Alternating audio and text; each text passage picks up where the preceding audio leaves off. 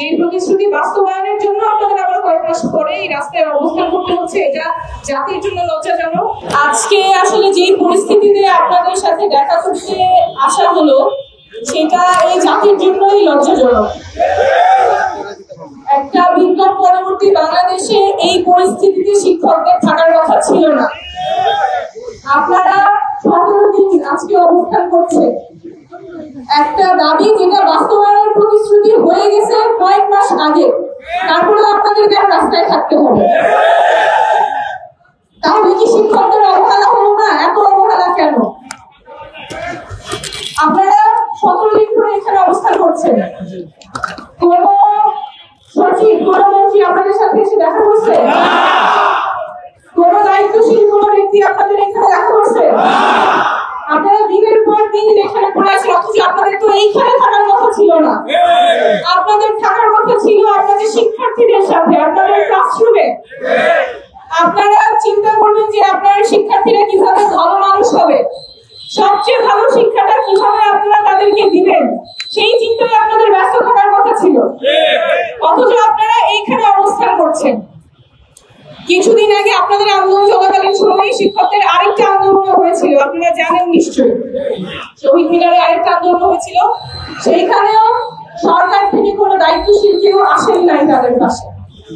9 দিন তাদের অবস্থান করতে হয়েছে, আন্দোলন করতে হয়েছে, অনশন করতে হয়েছে, তারপর একটা সমাধান হয়েছে। কিন্তু সেই 9 দিনে যে সমাধানটা আসলো আন্দোলন অনশন অবস্থানের পরে, সেটা তো 9 দিন আগেও আসতে পারতো। আপনাদের ক্ষেত্রেও এই যে আপনারা 17 দিন ধরে এখানে অবস্থান করছেন, একটা সময় একটা সমাধান আসবে, কিন্তু আপনারা যে কষ্টের মধ্যে দিয়ে যাচ্ছেন, যে অবহেলার মধ্যে দিয়ে যাচ্ছেন, সেটার সমাধান কে দিবেন? আজকে একটু আগে একটা আপা খুব বিনয়জনকভাবে বললেন যে আপনাদের কিভাবে নির্যাতন করা হয়েছে। আপনারা তো আসেন নাই, মন্ত্রীরা তো আসেন নাই, কাকে পাঠাইছেন? এক্সট্রিম মশার কয়েল প্ল্যান্ট ফাইবার দিয়ে তৈরি, ডেঙ্গু চিকুনগুনিয়া বাহি সহ যে কোনো মশার বিরুদ্ধে দেয় এক্সট্রিম সুরক্ষা। পুলিশকে পাঠাইছে আপনাদেরকে নির্যাতন করার জন্য একটা শান্তিপূর্ণ অবস্থানে কেন? বিপ্লব পরবর্তী বাংলাদেশে পুলিশের তো এই ভূমিকা থাকার কথা ছিল না। পুলিশ সংস্কারের একটা কমিশন হচ্ছে, সেই কমিশন রিপোর্ট জমা দিয়েছে, সেটা বাস্তবায়নের পদ্ধতি, সেটার বাস্তবায়নের কোনো পথরেখা নেই। এই একটা আজব অবস্থা বাংলাদেশে, যেখানে পরিকল্পনা করার জন্য আন্দোলন করতে হয়, একটা সিদ্ধান্ত একটা দাবি আদায় করার জন্য আন্দোলন করতে হয়, সেই দাবি পূরণের আশ্বাস আসার পরে সেটা বাস্তবায়নের জন্য আবার আন্দোলন করতে হয়। একটা পরিকল্পনা একটা সিদ্ধান্ত কিভাবে বাস্তবায়ন হবে, সেই পরিকল্পনা ছাড়া কিভাবে একটা সিদ্ধান্ত পাস হয়, বাস্তবায়নের রূপরেখা ছাড়া কিভাবে সিদ্ধান্ত, এটা আসলে আমার বুঝে আসে না। আপনারা আজকে যে পরিস্থিতির সম্মুখীন হয়েছে সেটা আমরা নিন্দা জানাই। আপনাদের যে কোনো যৌক্তিক দাবির পাশে জাতীয় নাগরিক পার্টিকে পাবে।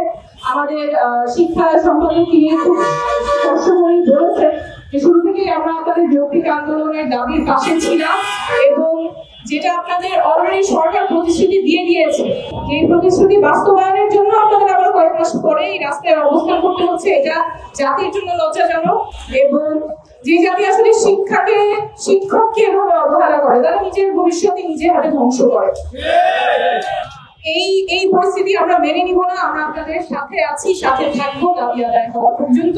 দাবি আসলে আপনারা আদায় করে ফেলেছেন, তারপরে বাস্তবায়নের জন্য আপনাদের এখানে অবস্থান করতে হচ্ছে, এটা খুবই লজ্জার। অবস্থানের পরে আবার আপনাদের সেটাও লজ্জার।